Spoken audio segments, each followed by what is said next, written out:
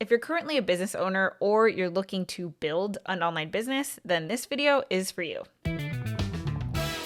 Historically on this channel, I haven't really focused on monetization off of YouTube, but if you've been following me on my other YouTube channel, my vlog YouTube channel called HeatherJustCreate, you'll know that I've recently been making a pivot, or maybe not a pivot, but more of like honing in on a specialization, which is I am now a YouTube coach that is helping you use YouTube to make a living doing what you love. If you want more background or backstory behind that entire thing, you can check out my most recent video on my vlog channel called Making a Living on YouTube. But because this is the first time I'm talking about it here on this tutorial YouTube channel, I figured I would just give some context, which is what this video is. So for the rest of this video, it's going to be a replay from an office hour session that I did with it's like a marketing association for financial advisors and financial planners. I've been their like resident online video coach for a couple years at this point,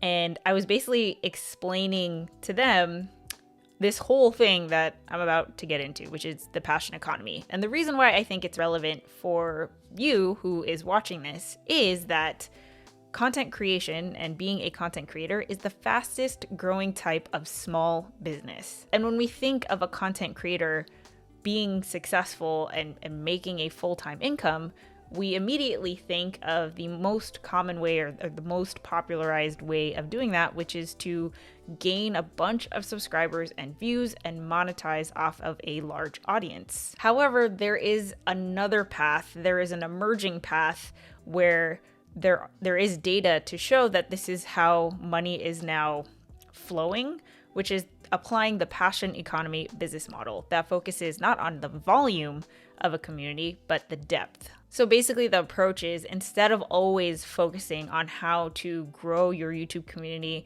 and get as many subscribers as possible and get more and more and more and more views and subscribers and numbers, you focus on the people who are already there so that they return to your YouTube channel because they are also getting something truly transformational in their life. It's not just, hey, I'm watching this video because I'm trying to pass the time or I'm just trying to learn this one quick thing.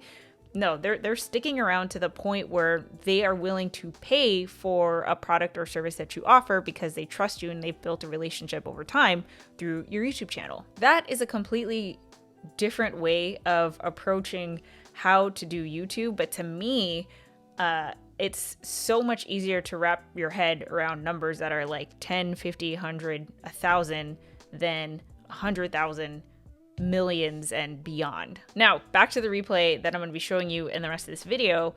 I wanted to show it because I thought it would be good context in terms of understanding how you could possibly apply the passion economy business model into using YouTube to build a business around something that you're passionate about. There was only one person who attended this specific office hour session. His name is Gary. He's a financial advisor. I'll link his YouTube channel in the description underneath this video. It's a big sport for allowing me to post this replay. But financial advisors and financial planners, at least the ones in this group, are already in business. And what we're seeing in that industry is that there are a lot of people who are willing to spend more money online on traditional businesses that would have just been offline, right? Like working with a financial advisor.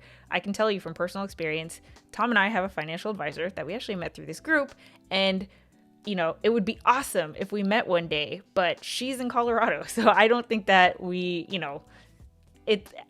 probably won't see each other unless we plan on it. The fact that we can be a proof of concept of how the economy is trending and really kind of speaks to this, content creation is now the fastest growing type of small business. So anyway, I just wanted to give some context, and I apologize in advance because this replay is just recording from Zoom. So of course the quality has been compressed, but I think you'll get the idea. There's nothing really to watch aside from me talking. So if you want to just play it back in, 1.5x or 2x speed, that's what I would do. And of course, if you watch it, I'd love to know what you think. I'm super excited about just this entire passion economy thing because it does feel like uncharted territory a little bit. And I'm excited that if you're really into this, you can help play a part in terms of what content I create here to best serve you. So I'd love to know if you have any questions or what your thoughts were after watching it and all of that. So with that said, I'm going to stop talking and pass it on to my past self and enjoy the replay, and I'll catch you guys in the next one. Bye. Lots of stuff happening in the world of online video that is very, very exciting. There are 3 things that I kind of want to go over today, which I think are going to be helpful for your video strategy in this new post-quarantine world. So first thing, it's that digital services are here to stay, right? So, we talked on the last session that we need to, our Zoom video, our videos, our social media videos, like they just have to look a certain way. I think before I used to say, it's fine, use what you got, use your phone. I really think that there is a certain, first impression. There is kind of, the same way that you would wear a suit to a meeting. I think that there's just something to be said about a video looking really good, not only looking good, but being branded, making your own. There's no logos, there's no, take away the business and lean into your personality. I think there's something to be said for that. But I do think that if you're on the fence on whether you should get equipment or not, I think in today's world, it's a must. I think there should be a level of investment into making your video and your audio sound really good. Also, I think that there is a rise in live streaming shows. There is data to show that not only are people live streaming more often, but consumers, viewers, subscribers, followers, people who are just not necessarily creating, they are spending more time watching live stream shows as part of their online activity. Like that is significantly growing, especially in the past year. So I think that for some people, creating live stream shows, creating, a weekly segment, even if it's a short thing, is maybe something that you hadn't thought about, but I think it's something that you can, it's very bearable to incorporate that. And however the angle that you want to take, whether it's like the, news, trends, how-tos, however you want to do it, I think just positioning your brand so that you do have another avenue or outlet is key. I think we're starting to see more and more people. I mean, I can't tell you. It used to be everyone has a podcast, everyone has a YouTube channel. Now it's everyone has a video podcast. And I think that's a good thing. So if there is a way that you can fold that in addition to having the content where you're showcasing your expertise, your specialty, your niche, all of those things. I mean, I think that if you're just getting started, you definitely need to have the 10, 20, 30 videos of the frequently asked questions, the, why do you do what you do? How do you do things differently?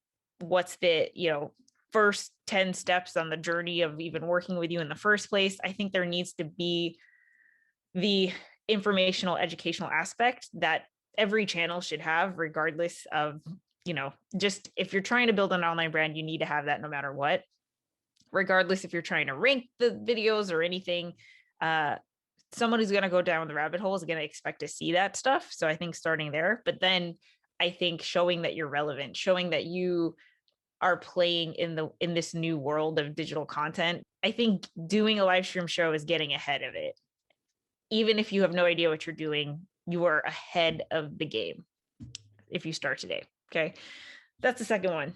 The third one is, let's see, how do I explain this one? This one's kind of like tough for me to explain because I'm still working out in my head, but it's this idea of the passion economy. Economics lesson that I have been dancing in. There's the widget economy where, this is pre-internet. This is, let's say 1990s and before that, where people don't care who is making the thing. They just want the thing. And we don't care who it's from. We just want the thing to do the thing that we expect it to do, right? That's like the widget economy. Then we moved into the gig economy with the rise of the internet, right? So now What's cool about the gig economy is that it empowered more people to become self-employed. It empowered more people to become entrepreneurs because you have access to the internet. You can sell to anyone anywhere, and you're more likely to find your tribe when you have access to the entire world, right? So you started to see a lot of Uber for X. You started to see a lot of you know, you need a social media strategy. Well, someone in New York could do that for you, or someone, you know, that you're never going to meet can start, you can connect with them and start working with them. But it's still almost like the commodity, right? It's just like, I need a thing and I'm going to go to Upwork or Fiverr or something like that. And I'm going to find someone who says that they can do it. And then they're going to do it for me. But I know what I'm expecting as a result as the consumer. In comes the creator economy.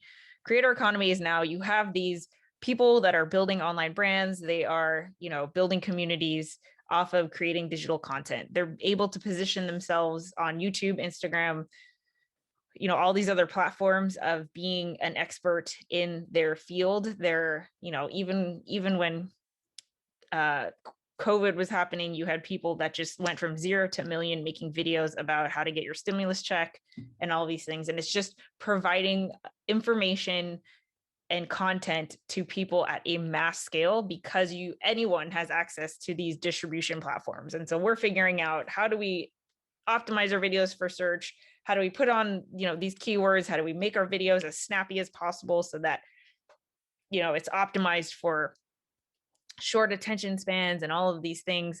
That's like what we are probably coming out of, I would argue. And the way that, you know, this isn't necessarily applicable to you, but just understanding consumer behavior, since you guys have a higher ticket service, right? This is not applicable, but the way that the creator economy works, or the business model that is most popular, is that you gain popularity, you get a bunch of subscribers, tens of thousands, hundreds of thousands, millions, and you sell something that's relatively cheap to them, whether it's a t-shirt, whether it's, you know, extra bonus content for $10 a month or something like that, or they donate to you by super chat or something like that. You just amass a crazy amount of subscribers, and that, you know, you get YouTube ads, you get brand sponsorships or something like that. That's the business model there. Now, here's the thing that I think is going to be really interesting for people in financial services, is that people who traditionally did not buy high ticket items online for whatever reason are now doing so. Okay. I'm a perfect example. I would have never paid $1,000 a month for business coaching. I now do. I don't know what that is. I don't know,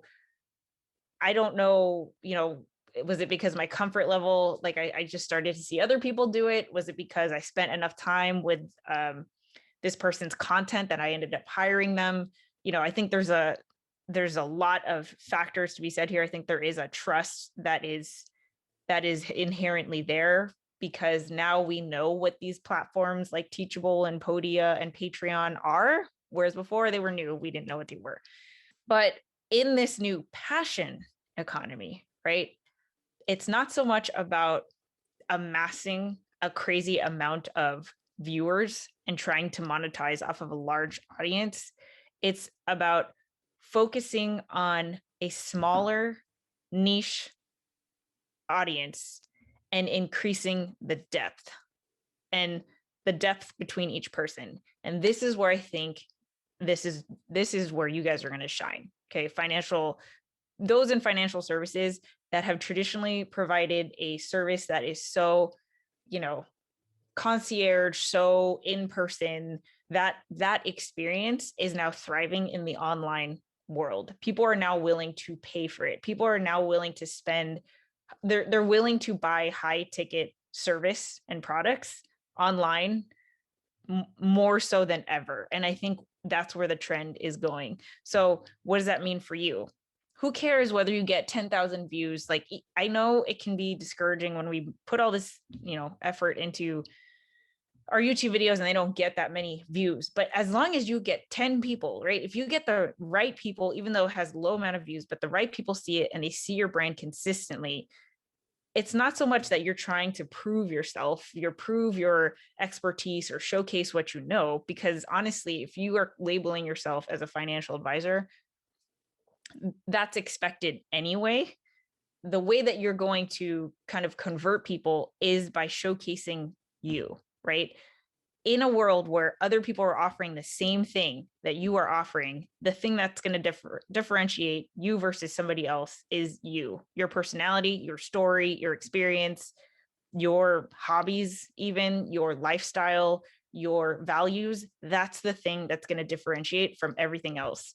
So if you can, I don't know if replicate's the right word, but if you can incorporate that same in-person professional, um, personal, personalized experience that you would give to your client face to face, how can you showcase that through your videos? I think that is going to be more important than optimizing for search, than, creating as much content as possible. I think focusing on, instead of going this way, focusing on this way, right? Taking someone who's just a casual viewer to, hey, sign up with me for $1,000 a month for whatever service product I offer. That's what we want to do. Cause it's not so much about like how many views and subscribers you have. It's how much value are you providing to a small niche amount of people.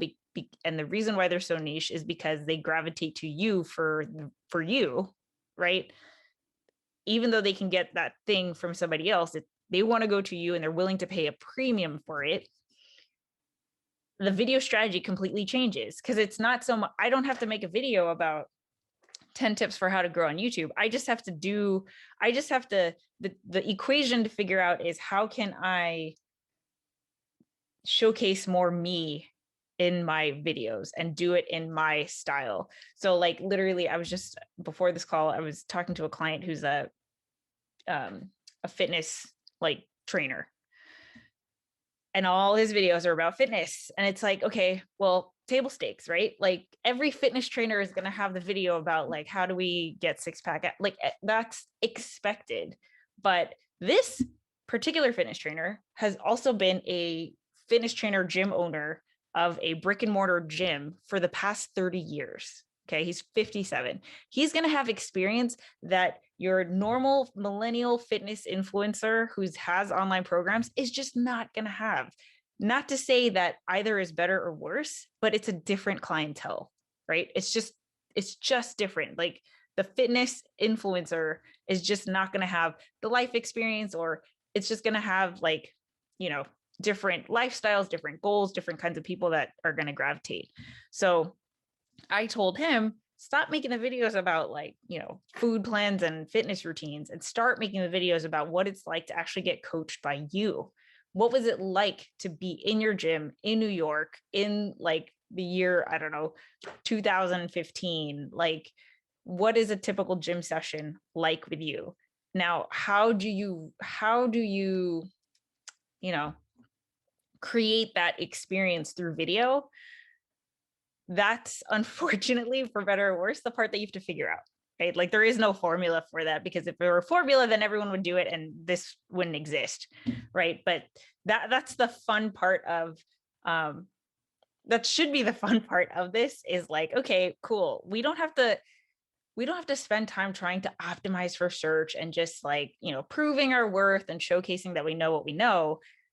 We just have to make it so that we build relationships. We build relationships with people online, right? It's taking the offline to online. So instead of the 1,000 true fans model, I think there's still something to be said for that. Focus on 100 true fans, 100 true fans. Instead of 1,000 people paying you $100, take 100 people paying you $1,000, because that we are now seeing that people who spend time online are spending that much money online, right? They're spending that much money online, or at least connecting with someone, where in your guys' case, maybe it isn't an online service, but maybe they meet you and now connect with you in person to transact with you offline, right? And what I think is going to be the advantage for specifically those in financial services is that so much of this industry was successful offline.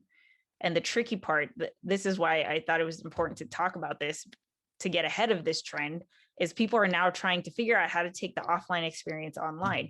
That's the part that people need to figure out. And that's why we're starting to see live stream shows are now a thing. We're starting to see it's about the amount of, how do you get to know somebody? You spend time with them. You just spend time with them, right? To the point where you start talking about things that you would not have necessarily thought of, right? So we're going beyond finances. We're going into life goals, which is so much of what you guys do anyway, right? Like it's about infinite choices in a finite amount of time and resources, whatever. So it is trying to fold that piece in it. And I think that you have experience doing that. So to kind of bring this background, the first thing I said that is you need to invest in equipment. I think that's, again, expectations, table stakes of what it's like to succeed in the creator economy / passion economy. Second thing is how to succeed in the passion economy. If you are offering something that someone else is offering, then how do you differentiate yourself? It is through not only the value that you provide, but also who is providing it. So how do you show more you? Even if, like, because I know things that some of you guys struggle with is like, I don't know who my niche is. Like, is it, newlyweds? Is it people who are doing estate planning? Like, I know that could be tricky, but I think that the more you could be, the right people will gravitate towards you. There's a certain type of person who's going to want to work with someone who's obsessed with purple, for better or worse, right? And the more that you can lean into being not adverse, but like if someone could look at you and your content and be like, I don't want to work with this person, they're just not my thing, then that means that someone else is more likely to be like, yes, that's the type of person. That's the person that I want to work with. So the more that you can differentiate, the more that you can delineate, whether it's through niche or personality or values or, like I said, hobbies and lifestyle, things like that. Now, is your industry used to showing that? No. I think that's the part that is, you're used to the suit and tie. And I think, like, even you, Gary, personalizing your set is something that you would not have done this before, right? Like, it has been a journey to get it to this point. But I think as we're starting to see people really valuing a customized service versus the best service or the biggest service, like people are willing to pay for a customized, really catered type of service, which is what you guys all provide. Like, you guys all do that, especially those of you that are independent. I mean, that's what you do, right? So I think this is exciting because it's not about, okay, how do we get tens of thousands of views on our YouTube channel so that we can do the math and out of 10,000 people, we have, let's call it a 1% conversion to getting on your email list or something like that. It's a long game. That's a long game. And this is a long game too. How do you build relationships? It's a long way, but I feel like your industry has thrived offline for so long that it's just a matter of how do you figure out the blend of bringing offline to online, that once you figure that out, you're going to be able to compete online in a way that people who are just starting online they're just not going to be able to know how to do. Does that make sense? Can I jump in for just a second? Yeah. So let me tell you what I heard. Yeah. I heard first is everybody has to level up digitally and visually. Everybody. That means excellent sound, a thoughtful design to what people see when they look at your little square online. It's got to look good. It's got to sound good. And most importantly, it needs to reflect who you are. That's the first thing I heard. The second thing I heard was that live streams are on the rise. People like it. They want more of it. And based upon your research, people are devoting more time to it. The third thing, really interesting, the discussion of the evolution of the, quote, economies from the widget economy. I want that thing, and where do I go to get the thing? To the gig economy, which is I can do my thing anywhere I want to do it, and I have these tools that give me leverage in whatever form that I want. Then there's the creator economy, either in terms of, I'm not as clear about that, but in terms of either creating content or finding resources to help you create content. Then finally, the passion economy, which is more about niche and depth than it is about volume. And it's not a lot of people, but the right people, my people. Yeah, Did I take that in? you did. I'm glad. Because I've been testing how I'm going to explain. You're working on the messaging. I'm working on the messaging. I get it, but I don't know if I'm explaining it right. But you said it right back exactly how I wanted it to. So yay. Well, now it's recorded and we can go back and look at it later. Yeah. Here's something that really does resonate. I mean, yeah. the idea of niche has been around for quite a while. Yeah. You know, go deep, go narrow, be focused. But the idea of building that niche around who you are personally, making the brand a personal brand. There's been a little bit of that. There are the Rick Edelmans. There are the I'm spacing on the names, but there are those in the financial space who are personalities. But what this is saying, and those guys and gals have created enormous audiences. Yeah, like Dave Ramsey. That's the name I wasn't remembering. Yeah.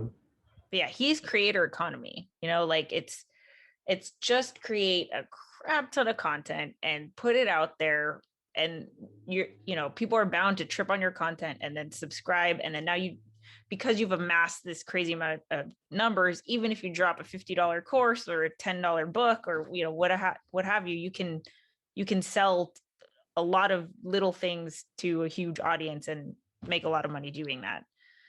But this passion economy is you're not selling to a faceless number of people. You're selling to, it only works if you are willing to build the relationship with a small amount of people, because it's not just one way, right? It's not like we just want to support Dave Ramsey who has no idea who I am. We want to support Gary because Gary knows who I am. He knows me by name. I've been in the live streams. Like he knows about me like I know about him. And that's the part where I think that you guys can really thrive, because you've been doing this. It's word of mouth, right? It's taking the same, okay, instead of going out to lunch with a client, you hang out on a live stream. It's just building those relationships with a very key amount of people. Like I said, it only works if it's like relationship based, because that relationship has more depth. It matters who the person is. The passion, that's why they call it the passion economy. It's not just the passion of the audience, it's also the passion of that specific creator. Otherwise, it just doesn't work. Go back to the creator model and just try to amass as many subscribers as you want, right? But if you want to build the depth between each person, then it has to be reciprocated. Not only is the creator getting value from you, but you're getting value from them by, being able to provide a service that they're willing to pay for.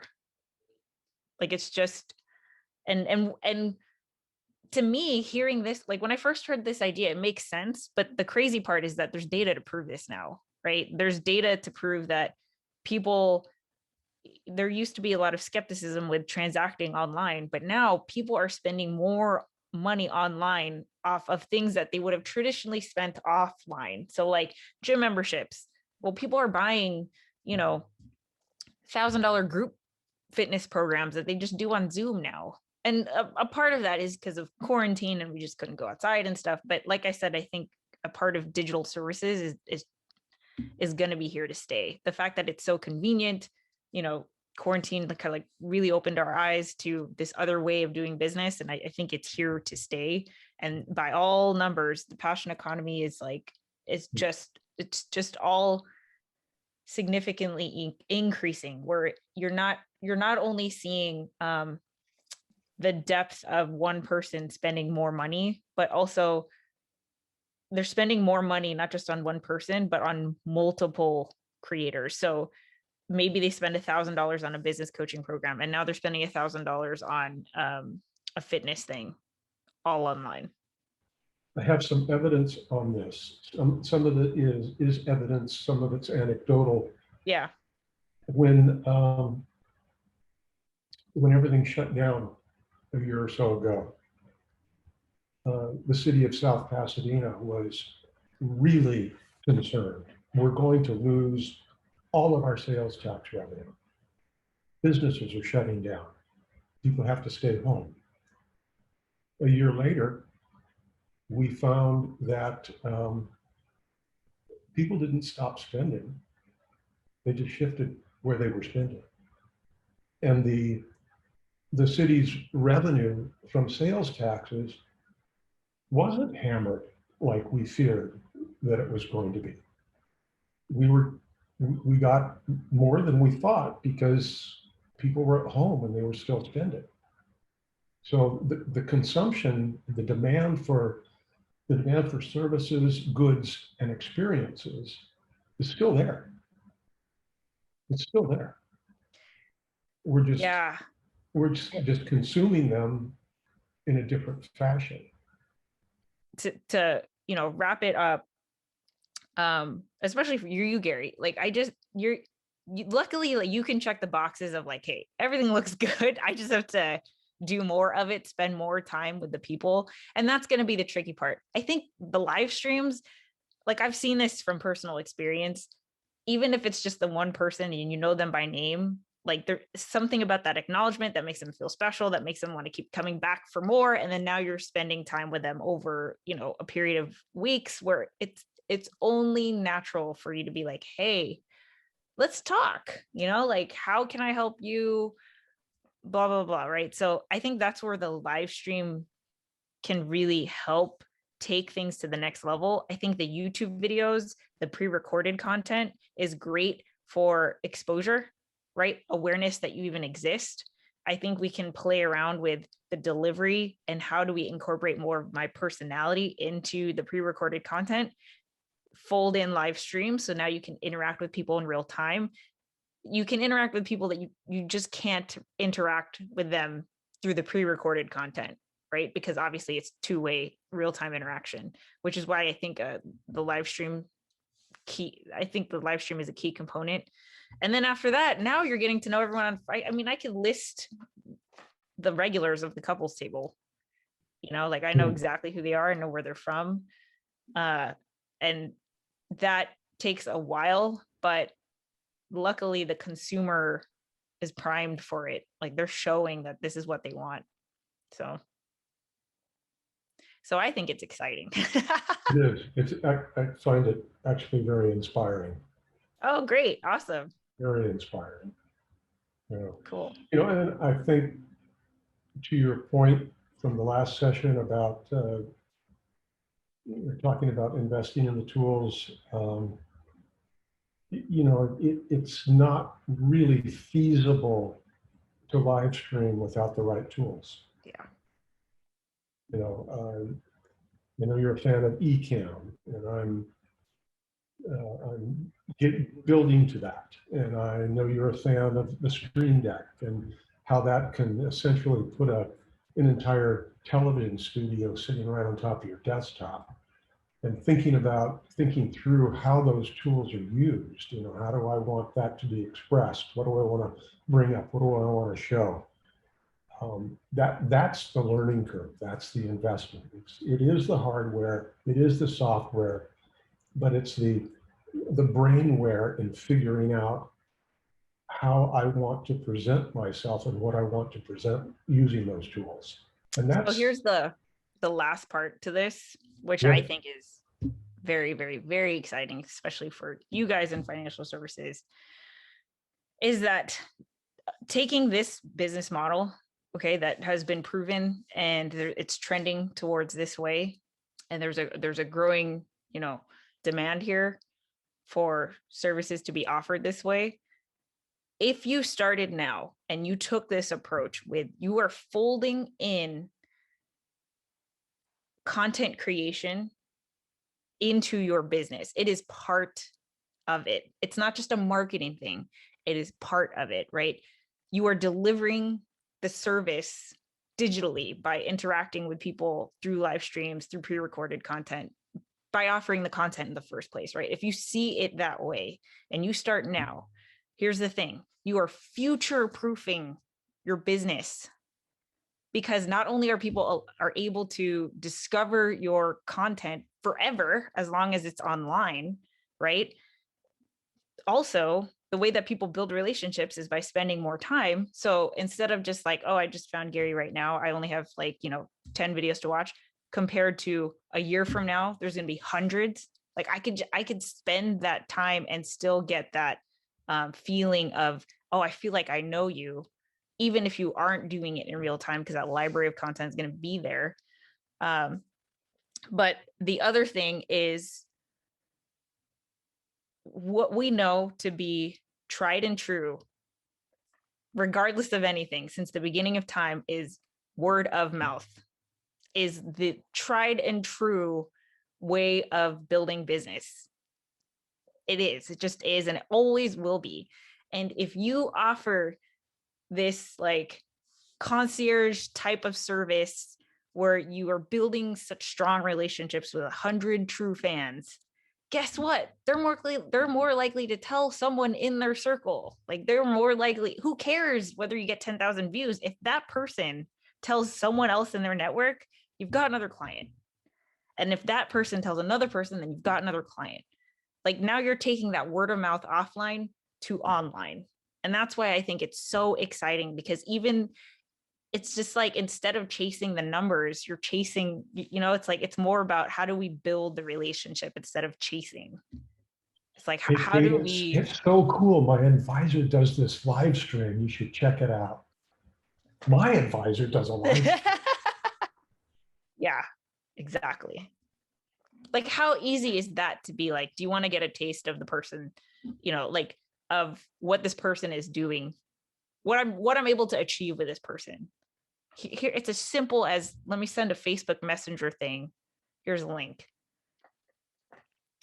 And that word of mouth can happen even before that person picks up the phone to transact with you, because maybe they're getting so much value from your live stream, and then that other person is more likely to buy, or maybe they're like, you know, more ready. So like, all of this to say, I think it's a very, very exciting time. And I think, especially if, you know, this isn't necessarily applicable to you, Gary, since you've bit the bullet, you've done the investments and stuff, but to everyone else who I hopefully will catch this replay, if you've been sitting here thinking like, I don't know how to even get started in this whole video situation, I'm excited to report that it's not too late. And if anything, if you started today, you're ahead of the game. It feels like, oh my God, it's too late. It's too late. It's too late if you're trying to to be the first or the best or the biggest, yes. And if you're trying to compete in the creator economy, it's too late to be Dave Ramsey. He's already there, right? You're not trying to compete with Dave Ramsey. You're trying to just play a new game, right? With your own set of rules. And you're going to create the content that attracts exactly the right people. And you don't need 10,000, you just need 100. And that's so much easier to wrap your head around because you know how to do that. You're probably already doing that offline. You just have to figure out how do you do that online. And part of that figuring out is, okay, what camera do I need? You know, what live stream do I do? What do I talk about? But that's the fun part. So, or I think it's the fun part. No, Heather, coming to this office hours is the fun part.